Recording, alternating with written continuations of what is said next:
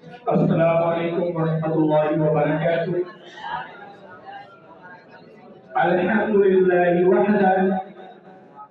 Assalatu wassalamu ala man la nabiyya ba'da wa ala alihi wa ashabihi al-barra wa ba'd. Fa'udhu billahi minash shaitanir rajim. Bismillahir rahmanir rahim. Wa bil walidayni ihsana. Sadaqallahu maulana al-azim. أحبتي الكرام، في هذه الحفلة الميمونة أود أن أقدم أمامكم بعض التوجيهات حول موضوع حقوق الوالدين والأساتذة وهو تربية الأولاد.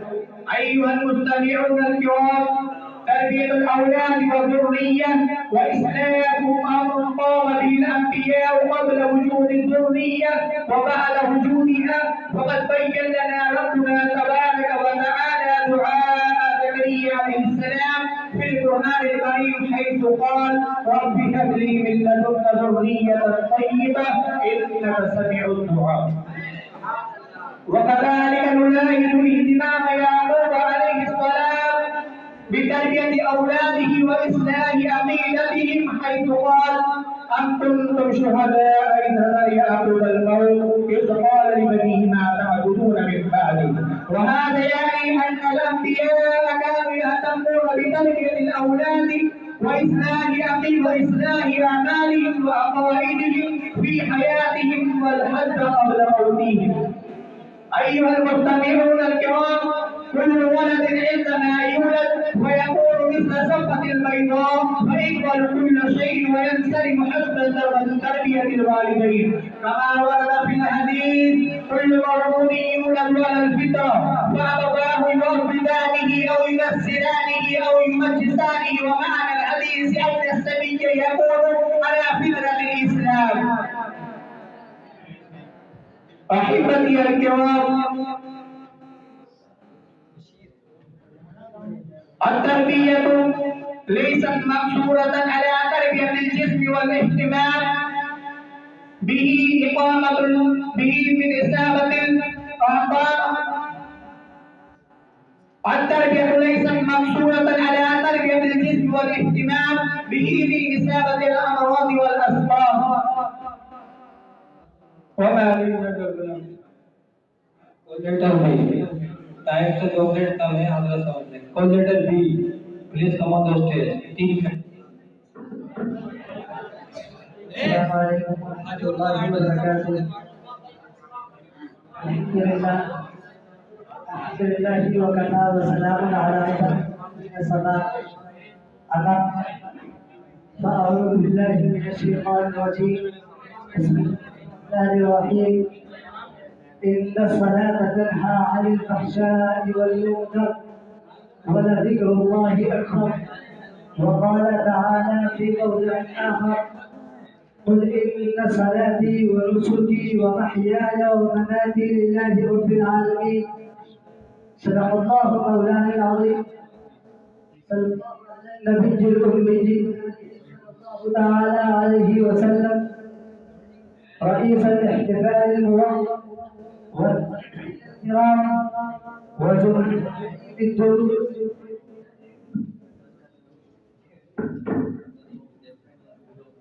إني أريد أن أتحدث أمامكم حول موضوع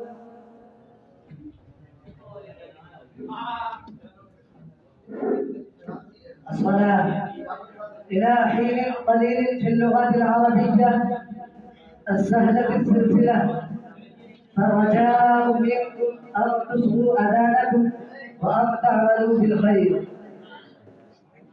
أيها الإخوان، أنتم على علم تام بأن الله تعالى خلق العالم كله وخلق الحيوانات والنباتات والأشجار والأحجار بهدف خاص وغرض جليل، وخلق الجن والإنس في هذا العالم، فاختار الإنس والجن لعبادته الخالصة وتعبده الجليل. هذه ميزة خاصة من ميزات الإنس والجن وخلق الجن والإنس في هذا العالم فاختار الإنس والجن لعبادته الخالصة وتعبده الجليل. هذه ميزة خاصة من ميزات الإنس والجن لأنهما خلقا لطاعة الرحمن الرحيم وعبادة الخالق الباري الذي خلق لكم ما في الأرض جميعا ثم استوى إلى السماء.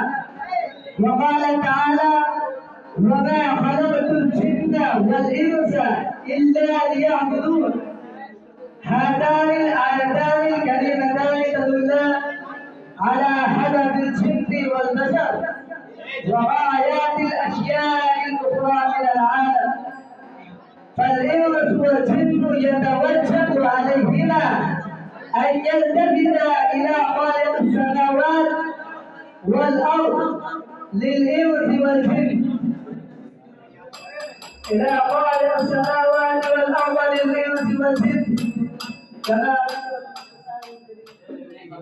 All let us see only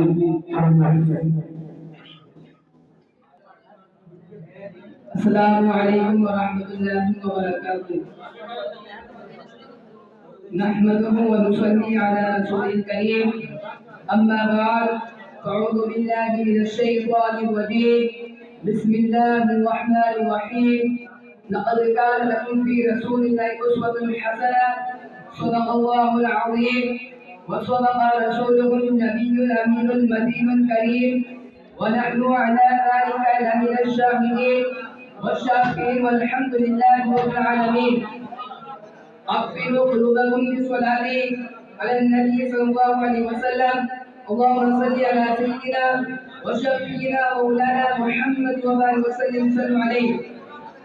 إخواني الفاضلة وإنس الاحتفال الوقت وزملائي في الدروس، إني في لهف واشتياق شديد إلى أن أتحدث بين أيديكم حول موضوع سيرة النبي المصطفى صلى الله عليه وسلم بأسلوب جيد وعبارة مختصرة، فالرجاء منكم جميعا أن تستمعوا إلى خطبتي. إخواني في الله، إن النبي محمد صلى الله عليه وسلم ابتعثه القائد المقتدر إلى العالم بأسره لهدف أن ينجي الناس المغضوب عليهم والضالين من الطريق المستقيم ويهديهم من الدين وحد الدين الحنيف. والنبي صلى الله عليه وسلم هو أفضل الرسل والأنبياء عليه ألف تحية وسلاما. تولد نبينا حبيبنا محمد صلى الله عليه وسلم في مكة المكرمة الواقعة بالحجاز في سنة 570 بعد المسيح، وكان والداه ينتسبان إلى بني هاشم من قبيلة قريش في مكة المكرمة، وهي أفضل قبائل العرب في الموطن والمسكن، في المأكل والمشرب، في الرؤية والفكرة.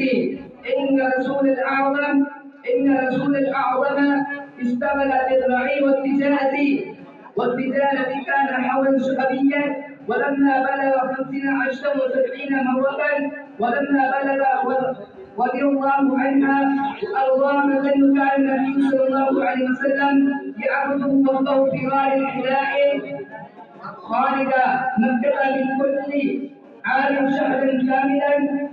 أنزل الله تعالى الوحي على قلب حبيبه في سنة 40 سنة كاملا، وكان ذلك في ليلة القدر التي خير من 1000 شهر، كما يقول الله جل جلاله شأنه: إن أنزلناه في ليلة القدر وما أدراك ما ليلة القدر، ليلة القدر خير من 1000 شهر. السلام عليكم. Call letter D. Please come on the stage. Habib Fazal Mashura. Call letter D.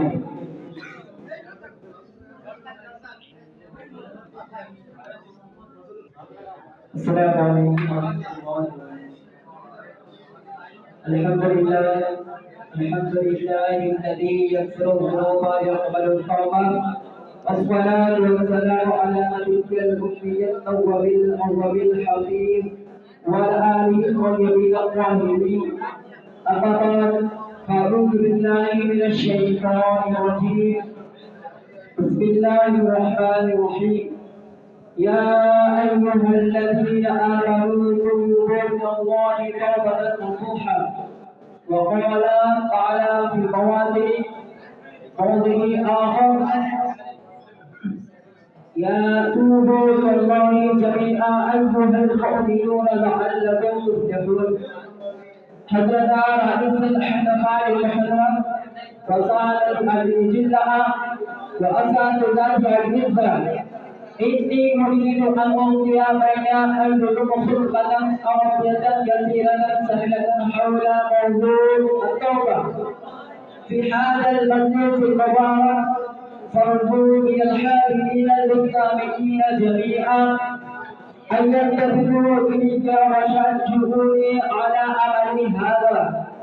عباد الله، إن الله تعالى خلق الإنسان وخلق الجنة والنار وخلق كل شيء زوجين، فبعثه الله هذا الإنسان من العالم أن يمتحنه كما ذكر بتنزيل العزيز الذي خلق الموت والحياة ليبلوكم أيكم أحسن عملا وهو العزيز الغفور.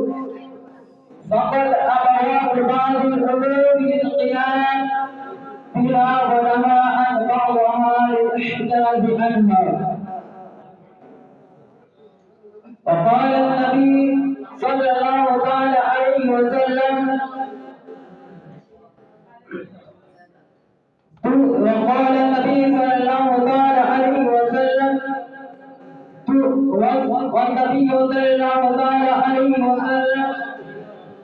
توبوا إلى الله جميعا أيها المؤمنون لعلكم تفلحون. وقال في مواضع آخر يا أيها الذين آمنوا توبوا إلى الله توبة نصوحا. والنبي صلى الله عليه وسلم أيضا يصفه بهذا الإنسان بحديثه بأنه يقول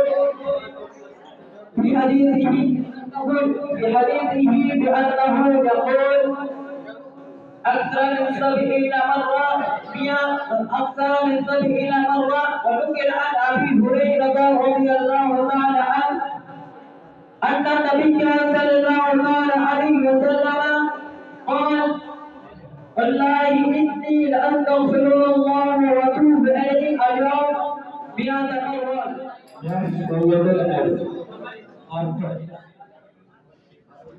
أيها الأساتذة السلام عليكم ورحمة الله. الحمد لله الذي أنزل الكتاب على عبده محمد النبي الأمي ولم يجعل له عوجا. وأصلي وأسلم على رسوله وعلى آله وأصحابه أجمعين. أما بعد، فأعوذ بالله من الشيطان الرجيم. بسم الله الرحمن الرحيم. فقد قال الله تعالى في كلامه المبارك إنه لقرآن كريم في كتاب مكنون لا يمسه إلا المطهرون. صدق الله العظيم. وقال نبينا سيدنا صلى الله عليه وسلم خيركم من تعلم القرآن وعلمه، أو كما قال عليه الصلاة والسلام. رئيس البرنامج والزملاء الكرام والمستمعون، قد تلوت أمامكم آية من القرآن الآن كما سمعتم، وهكذا قرأت حديث النبي المحترم صلى الله عليه وسلم الذي يظهر خصائص القرآن العظيمة ومرتبة من يشتغل بالقرآن تعلما وتعليما. إخواني في الدروس، إني أود أن أسعد بتبيين فضائل القرآن، وأحظى بأن أكون رطب اللسان بذكره الكريم. أيها الإخوان، هل أنتم تعلمون ما هو القرآن الكريم؟ القرآن هو الكتاب الذي نزل الله عز وجل من السماء إلى الدنيا على عبد الحبيب محمد صلى الله عليه وسلم. القرآن هو الكتاب الذي نزل لهداية الناس إلى طريق المستقيم. القرآن هو الكتاب الذي فيه دستور الحياة الإنسانية. القرآن هو الكتاب الذي فيه شفاء للناس بما في الصدور. أيها الإخوة، فعلينا أن نعمل بما جاء في القرآن بعد أن تقبلنا دستور حياتنا، وأن نأخذ أحكامه بالنبات، ونحث إخواننا المسلمين على أن يعيشوا بمنهاجه ويخلقوا تلك هدايته في كل مكان وزمان. ولكن نحن نعلم جيدا أن كثيرا من إخواننا المسلمين لا يتوجهون إلى هذا التبديل العجيب وأحكامه ومسائله، ويقضون حياتهم حرا طليقا عن كل أمر من أبابه، وهم لا يحبون أن يتلو جزءا أو آية من القرآن للبركة واليمنة بالإضافة إلى ذلك. لا يريدون أن يبعثوا أولادهم إلى المدرسة العربية الإسلامية لتلقي القرآن والسعادة بتلاوته مع النبي المحترم قال خيركم من تعلم القرآن. وبدأ الكلام والسلام عليكم ورحمة الله. ठीक है. Call letter F, please come on the stage. Next program, Darshana, please come down here. السلام عليكم.